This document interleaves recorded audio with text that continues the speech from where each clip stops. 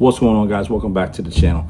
So I've seen a lot on social media and on YouTube and everything else about, do you tune a stock bike?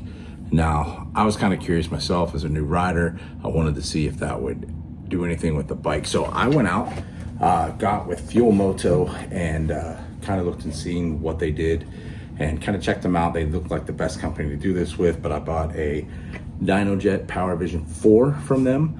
They sent me a stock tune for my 2021 Harley-Davidson Street Bob, and well, let's install it and see what happens. All right, guys, this really isn't a how-to video. There's plenty of places on the internet to find a how-to video, but I kind of wanted to show you what I did.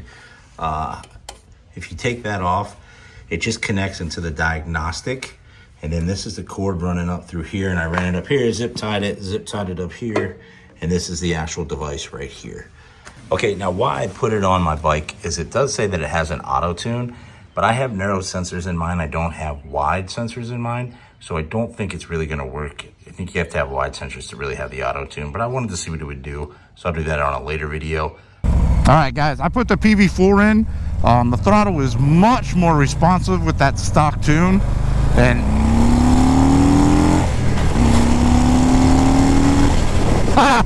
oh, she's coming alive, baby. So far, the initial ride on this thing, I think that it really made a difference.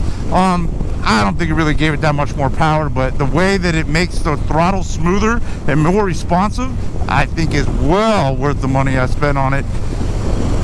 I really think that this is a vast improvement over what the stock was. Also, when I was idling back there at the red light, it normally, when it comes from the factory, it idles at about 750. It was idling about 950 to 1,000 back there, which is where it wants to be. The M8 likes that high rev, that optimal. M8 is a lot better with the higher idling, I feel like, anyway. All right, guys, so I have had the PV4 on my bike now for about a week, doing the stock tune that they had sent me from Fuel Moto. The only thing I can say is this bike is all wake. It seems to be going a lot better. It's a lot smoother. It doesn't idle real low at that 750. It idles more around at 1,000. I can't be happier with this. I think it's great.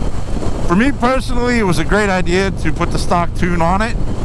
The way it comes from the factory, it's just kind of weak, but really like what the stock tune has done for this bike. Like I said, it's awake.